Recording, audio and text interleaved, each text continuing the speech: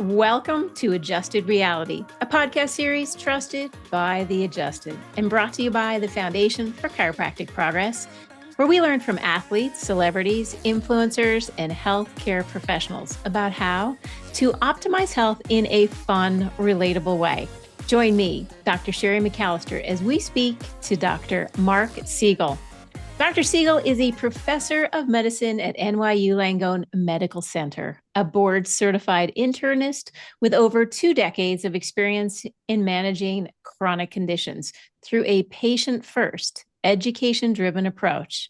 Now, beyond the clinic, he is a trusted national voice on public health as medical director of Doctor Radio on SiriusXM and a senior medical contributor for Fox News. His expert commentary regularly appears in the Wall Street Journal, USA Today, and The Hill, where he breaks down complex medical issues for the public. A skilled communicator and passionate educator, Dr. Siegel brings a unique blend of clinical insight and media savvy to every conversation about healthcare. Welcome to Adjusted Reality, the podcast, Dr. Siegel. Great to be with you, Sherry, as always. Well, I say the podcast now because as my friends that are listening, they needed to know that we were just on stage together on the Adjusted Reality stage where we had a brain surgeon, we had you, we had some chiropractors, and I'd have to say we had a lot of fun. I think it was one of the best panels I've ever been on. I also enjoyed it a lot. I thought the interaction was terrific. I thought that there was a great focus on uh, overall health and how you get there, maybe coming at things from a little bit of a different angle that people may be used to. That's how you unlock doors. I thought they were open to my medical miracles. As you know, I have a medical miracles book coming out. It's not just medical miracles, it's how things pile up in a certain way to help and how practitioners can see those things happening in advance and work with the pathway that's opening. Well, And I Dr. Siegel, that actually is exactly why I wanted you on today, because one of the things that makes you really special is your unique experience, and that's the 2 decades of being a professor at NYU. And you've written a number of books, but we'll get to that part. But first, I just want our listeners now around the world. And I want to thank our listeners right now because I think that's the reason why we've become one of the top rated medical podcasts because of you listening and having guests like Dr. Siegel. But you drew to internal medicine. I want the audience to kind of get a deeper sense because we see you so well crafted on the media side of it. But who really is Dr. Marc Siegel? What actually brought you to be passionate about internal medicine? It's actually all connected to my media life because what it is I like to ask questions and I like to unlock doors and I want to know what's going on below the superficial. William Carlos Williams, the great poet, physician, a pediatrician, obstetrician, said that he, in his autobiography, he would scratch below the surface of the patient and find the poetry, or that a single suffering that a patient has is reminiscent of an entire community or culture suffering, and I believe strongly in that. And my primary skills are at asking questions. So I learned how to ask questions. That works for me as a writer. It works for me as a medical correspondent on TV. It works for me in the doctor's office. What's bothering you? And one of my favorite expressions is what I've called the by the way diagnosis. The patient is there. You're talking about their blood pressure. You're talking about their cholesterol. You're talking about uh, their lab results. And then they leave. And on the way out, they say, by the way, I have chest pain. You better come back in. By the way, my marriage isn't working. Well, you better come back in. By the way, I can't sleep at night. Well, wait a minute, you didn't tell me that before. So as a patient gets more comfortable, and unfortunately, our trend in society, and I'll get into that, is to make the patient less comfortable, not more comfortable. But as a patient gets more comfortable, they reveal more, and you have to be on the alert for that reveal. That's true whether I'm asking a patient questions, whether I'm asking a guest questions when I'm interviewing somebody as a reporter, whether I'm writing, asking, interviewing people for my books or for articles, whatever it is, I try to ask the questions that get to the greater truth. That's key to many things in life is finding the truth. And I do like that you brought up the ask questions. And the famous saying is cherish the questions for the answers keep changing. That's the key perspective on being not only a good physician, but also being really good at what you do in the media, because you have to break it down not only quickly, but you have to break it down simply. And that's the Albert Einstein quote: if you can't explain it simply enough, you don't understand it well enough. And I can say with ease, watching you on TV, you take complex problems and you break them into very simple formulas that people can have bite-sized attributes. And I think your patients recognize that. I want to give you an example from just today. People think that there's a war going on over vaccines, and I don't. Because I think that in order to understand vaccines, you have to understand two concepts: personal choice and community immunity. And not all vaccines do them the same. Some are better outfitted for personal choice. Some are better outfitted for community protection. What do I mean by that? If a therapeutic or an intervention helps you but may not help everyone else, that's a personal choice. I want to try that. I want surgery. I want chiropractic. I hate to put them in the same sentence, but I want physical Thank you, therapy. Mark. I want physical therapy. I want yoga. But that's personal choice. But if I tell you that everybody should wear a seatbelt, that's community protection. I mean, you may choose not to wear a seatbelt, makes you uncomfortable. You have to wriggle in it, but we know statistically that wearing a seatbelt or not drinking when you drive or not smoking cannabis when you drive, whatever it is to protect the roadway. So people do understand that. So I talk in terms of schools with vaccines. I said, what's protecting the school? You got kids in that school that are immunocompromised. If you don't take a measles shot, they may be more likely to get measles. We're not going to allow you to bring a knife to school. The school has a right to say, you can't say I have a right to a knife. The school says I have a right to have you not have that knife. So that's vaccines. Vaccines are a mixture of personal choice and community protection, depending on which vaccine you talk about. That I believe, and I don't want to sound arrogant here, is not a debatable argument I just made. But yet everybody's debating it because they take one side or the other. You got to take both. I think this is where when you as a educator and a clinician can come together and start communicating, I think communication is a key. It's like the entelechy of true whole being care has to come from communication. Now you've interviewed some pretty impressive people over your time, some presidents, top scientists, survivors of major health crisis. And I know your new book is coming out. I'd love to just kind of jump in first and foremost.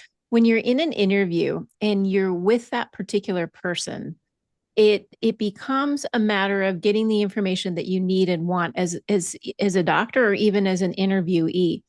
How do you stay the most focused with the patient? And how does that translate into some of the things that you've done in broadcasting and in media? Like with the patient, in my interviews, I always discover the person's different than I was expecting, and I find that a great delight. I'll give you multiple examples. Always with patients. The patients come in, they look a certain way, then you find out, like William Carlos Williams said, there's a commonality to the suffering or to the experiences. And so you learn not to marginalize people or to peg them. With interviews, you're informed by what the media told you previously, but you almost always it's wrong. And I think it's because whatever media outlet you read had an agenda. Let's look at George W. Bush. President Bush was cast in the media as an imbecile. In reality, he's one of the smartest people you're ever going to meet. And I went there not knowing what to expect, but immediately sensed the great savvy of the man, looking everywhere, the way he puts people at ease. He's a man of few words, but the words are chosen incredibly carefully. And he knows exactly where he is at any given time. And he has a great compassion for people on a personal level. He has a personal magnetism. Nobody ever described him as that. He has a charisma. He cares deeply for the vets. He's humble. I asked him, "What do you think about PEPFAR, the President's Emergency Plan for AIDS Relief that you passed and saved over 25 million lives?" He says, "That's I don't take credit for that. That was passed under my administration." Now he does take credit for that because he's been an ambassador for it, but but still, that's how he looks at things, very humbly. So that's somebody that I never expected to be as funny as he is, to be as caring as he is, and as humble as he is. Um, I have many examples of that. I interviewed Dick Cheney, and he was very smart, but also humble with a sense of humor. He said, "Liberals don't think I had a heart. Now I have two." He said after his heart transplant. Um, Robert Kennedy Jr. I didn't expect him to be as thought out and as informed as he is. He also has a personal magnetism. Reminds me of his father. I never met his father, obviously. He's driven. I'm not saying he's right. I don't agree with him on everything, but his personal qualities are very strong. President Trump, interviewed him in the White House. He puts you at ease right away. He talks off the cuff. He's not preparing his remarks. He's very funny. Um, he's inclusive. He lets everybody into the Oval Office. He says to the producers, "I bet Bush and Obama never let people in like this." He has the producers sitting on the couch. Uh, you know, Trump knows about you before he meets you. He knows about you. He watches you. And that's kind of off-putting, but it's also very impressive. You feel like he has eyes all over. Um, with each case, I would meet somebody, ask questions I want to ask, not be afraid, and then learn that they're a different person than I thought they were. It's quite beautiful you said that because the reality is over a decade ago, or just under a decade ago, I met you. And my first thoughts were going to be that you were going to be a very stoic, very serious, very well contemplated individual. And much like you just described the other guests that you had, I was so pleasantly surprised that you were so easygoing and funny. And our tour around Brown University on the opioid panel, you were so open and thoughtful. And I think that's what makes you so successful in your career is you don't prejudge and that you open your heart, but you also open your mind. And that creates a space that people can adjust their reality. And you were brought into chiropractic. Some would say not by choice, but by faction. You got brought in because we had an opioid epidemic. And I'm so glad that our paths really crossed because there is now a perspective of some of the key pieces that we need to move towards in the future. And I think possibly anxiety, depression, our mental health state is a big key. And that may be, looking back over the books that you've read, or the books that you have authored, you've had some extremely well thought out bestsellers. You jumped into COVID, the bird flu, the false alarm, the inner pulse, all with a very genuine willingness to open the conversation and talk about what's really going on. But now I think going into your latest book, it's been even more contemplative because now you're seeing the generation of the time you've spent um, in medicine and in your career, and it goes into miracles. Tell me a little bit about this book. I want to bridge something you said in the beginning here of this question, which is that I like to look at medicine as tools, and the tools that you got might not be the ones you're expecting and anticipating.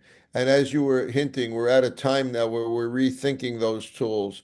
And one of the reasons you and I came together was because I was studying the opioid epidemic, understanding the way doctors had been bamboozled into overprescribing opioids because of the so-called fifth vital sign. And that led to buildup of the cartels, and we spearheaded an incredibly difficult and life-threatening emergency unwittingly. But you said, look, 55% of people that are on opioids can get off of them using chiropractic. And of course, I accepted chiropractic as a tool, not just because I knew great chiropractors, but I also knew great rehabilitation medicine people at Rusk who used manipulations and adjustments through their osteopathic training. But I was open to it.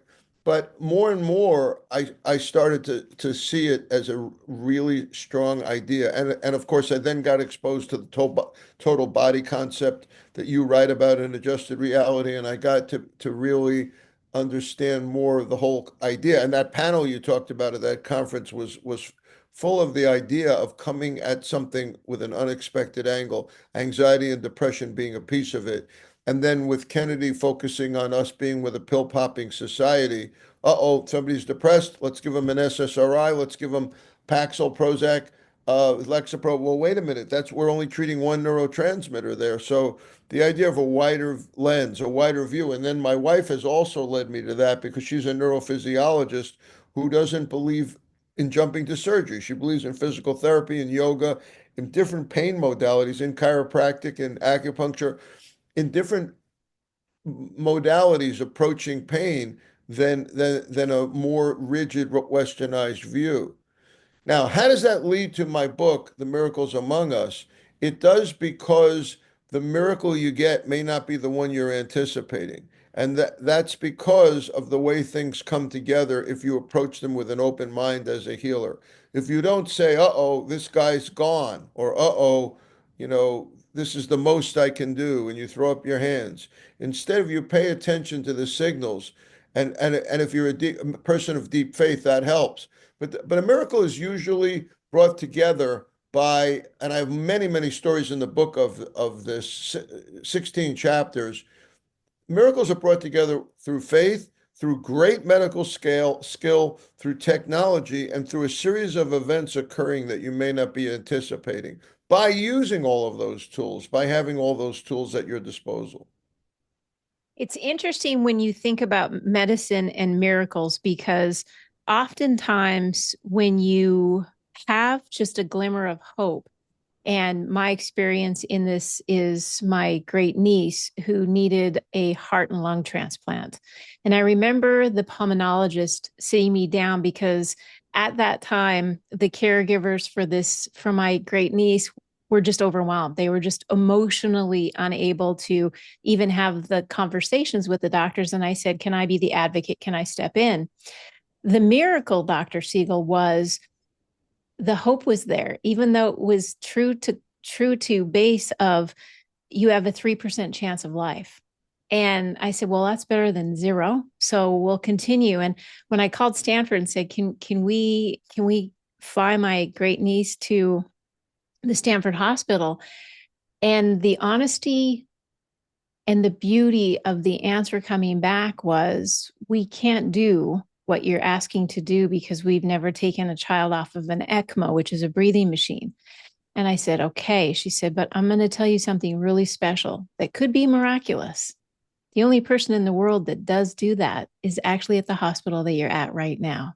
There you And go. isn't that I, and it was mind-boggling that it all happened. So she got lungs and a heart from a boy, bless that little boy.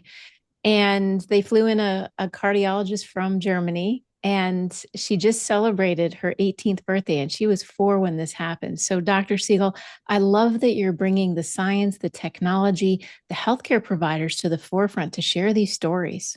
I'll tell you two of them off the top of my head that are very relatable to what you just said. My favorite right now, I guess it'll change as the book comes out, is that there's a physician named Tom Katina in Sudan. And Dr. Katina is a family practitioner. He's not a surgeon, but he does surgery every day there. And he does it without an anesthesiologist most days or many days. And one day, a young child came to him and he did a CAT scan and he found out that the child had a Wilms tumor of both kidneys. And he said, I can't save this child because even though I've removed a kidney, I've never removed part of a kidney. So how am I going to remove one and a half kidneys and have her live? He happened to be visited at the time by another family practitioner from Washington, D.C., who said, well, go online and see if you can get an instructional video of this, which is already crazy. And Katina said, well, the internet hasn't worked here in 6 weeks. And the other doctor says, what do you have to lose by trying? So they pull out the computer and they pound on the computer. And all of a sudden, the internet comes on after 6 weeks. and they managed to find an instructional video, but it's in Polish, and neither of them speaks Polish. And they managed to listen to part of it, and then the computer crashes, but they get just enough out of the video to decide they're going to try to operate, even though what was in the video has nothing to do with their ability, the tools they have there. They extrapolate from that video, they figure out how to operate, and Katina takes out the one kidney, part of the other kidney. He's guesstimating on it based on the video.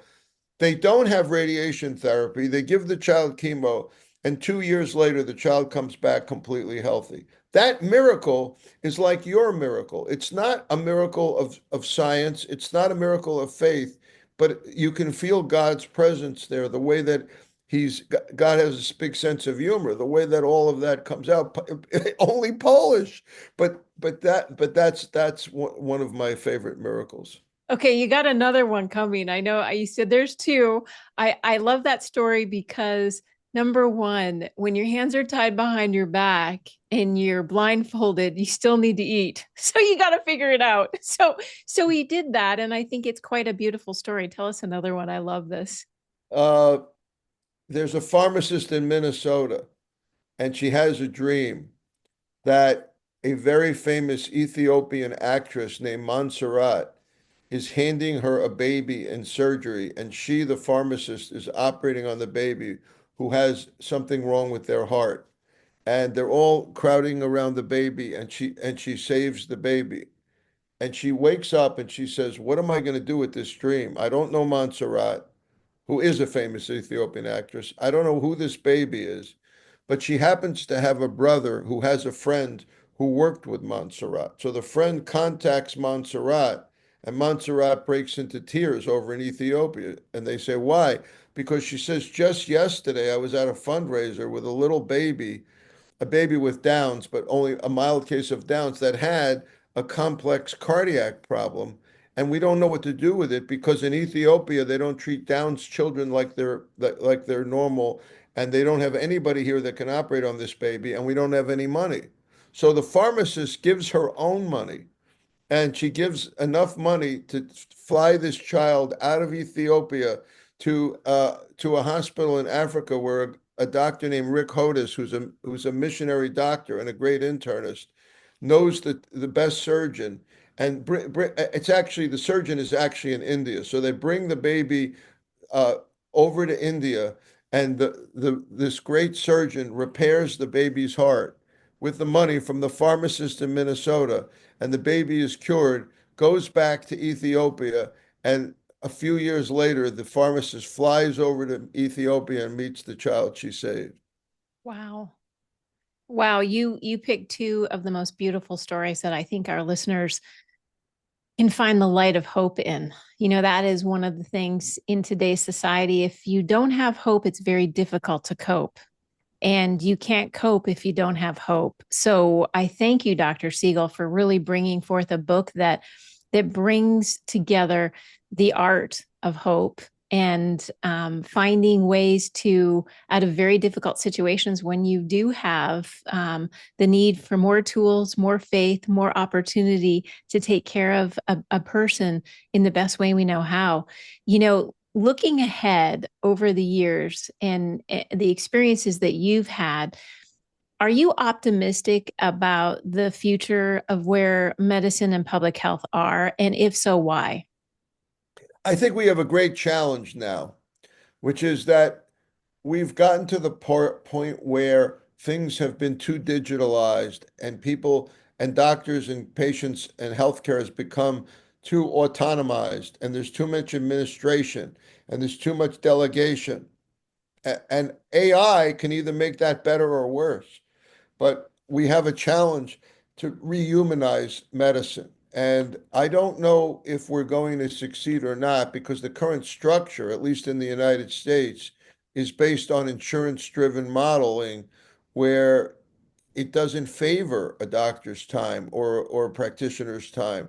And so we have to figure out a new strategy of business in medicine so that it can be rehumanized. Ultimately, AI could help with that rather than harm it, because it would free the event up for healing.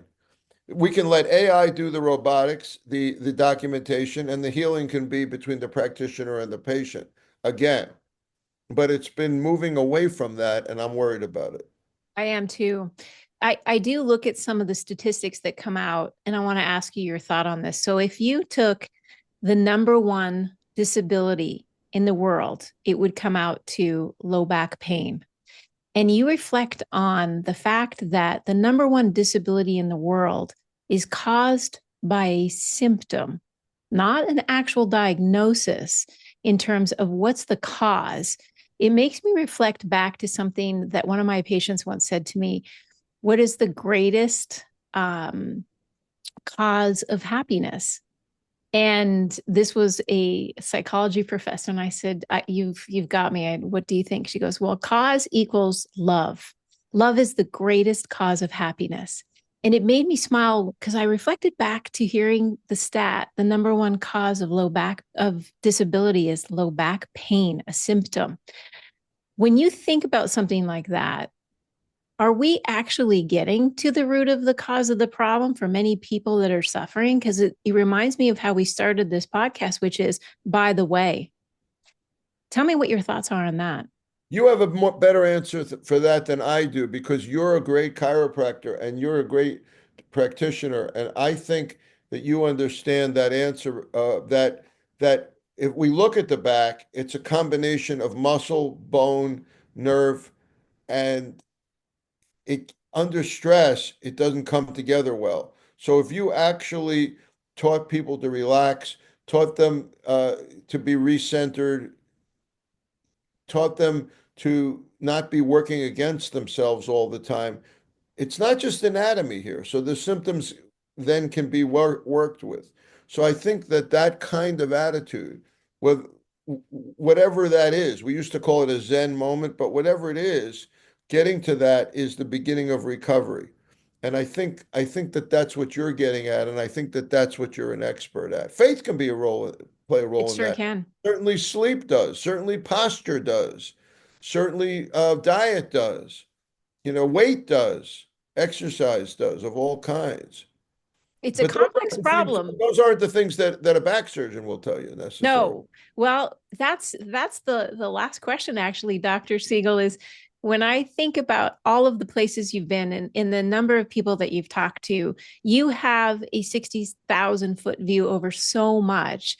When you look at the broader picture today of our healthcare, if you could shift mindset, policy, or practice, what would be that opportunity that you could see take root over the next decade? I think asking questions, and as I wrote in my miracles book, look, keeping hope alive, not giving into regimented, more limited views. Oh, that person needs to be on hospice. Oh, that person needs surgery. Oh, that person needs medication. I think taking a more holistic view of the patient, and again, hope, faith, these are key. These are key. I'll tell you one more story about that that's pretty faith driven is the story of Breakthrough, which was a movie. And I've been very involved with Pastor Sam Rodriguez in this, who was the executive producer of that movie. But he tells this story of a child who fell under the ice and was under the ice for at least 15 minutes and it should have died. But somehow one of the people trying to save him heard a voice from the shore of his boss telling him, go a bit to the right, go a bit to the right. And there was no voice. There was no person. It was spooky. It was otherworldly. It was supernatural. They got the child out, and in the ER, the ER physician said, "Well, this is 50 minutes. We've never brought anybody back, and he wasn't under the ice long enough to be completely hypothermic. This can't happen. Can't survive." But at the mother's urging, they kept doing CPR for like 50 minutes, and she then went into another room and started to pray, and all of a sudden his heartbeat came back, and he's completely okay to this day, and I've interviewed him. And that story has to do with not giving up hope and being open to receiving a miracle. if you can be open to receiving a miracle, that miracle happens every day. These miracles, not that miracle happens every day, but miracles happen to us every day. We must be open to receiving them. And there are people like you, Sherry, out there willing to give them, trying to give them. Well, Dr. Siegel, you said it best. The trilogy of today's podcast is faith, hope, and love. And I can't thank you enough, not only for doing all the things that you do and gifting of your time so graciously, but really being out there and chartering new territory to be the best we can be with the tools that we have and opening minds and hearts. So thank you for adjusting our audience's reality today. And I look forward to having our audience pick up your book, The Miracles, in November. And I think it'll be a fantastic read and a wonderful gift in the holiday season. Thanks for joining us today. The Miracles Among Us, it's called. The Miracles Among Us. Beautiful. The Miracles Among Us is what we need to get into our holiday season, everyone. Thanks so much, Dr. Siegel. I appreciate you. Thanks, Sherry. Good to see you. Well, I want to thank you for tuning in to Adjusted Reality as we spoke to Dr. Marc Siegel about his exciting career as a senior medical analyst, a board-certified internist, and a professor and multiple book authors. But the latest one, The Miracles Among Us, I think that brings us all hope. And I think as we move through our lives, isn't it lovely to hear the miracles that do walk around us and being able to bring those three things, faith, hope, and love together? It was a very special moment. I hope you enjoyed it. And as always, you know, this podcast was brought to you by the Foundation for Chiropractic Progress. We know that life moves pretty fast, and we want to make sure you never miss an episode. So don't forget to subscribe to f4cp.org/adjusted reality to get our newsletter. And if you're interested in hearing from a specific guest, and that is in fact how we get so many fantastic guests, is our audience is really participating with us. You can send us your guest recommendations right there. If you can't get enough of Adjusted Reality, well, I'm excited to share that the Adjusted Reality book that Dr. Marc Siegel was talking about is now available in bookstores and online. You can order your copy today at Amazon, Target, Walmart, Barnes & Nobles, wherever you buy your books. Now, don't forget to subscribe, share the podcast with friends and family, rate and review. And if you're feeling so inspired to learn more about chiropractic or to find a doctor of chiropractic near you, you can visit f4cp.org/find a doctor. We appreciate your support and look forward to checking in with you again soon.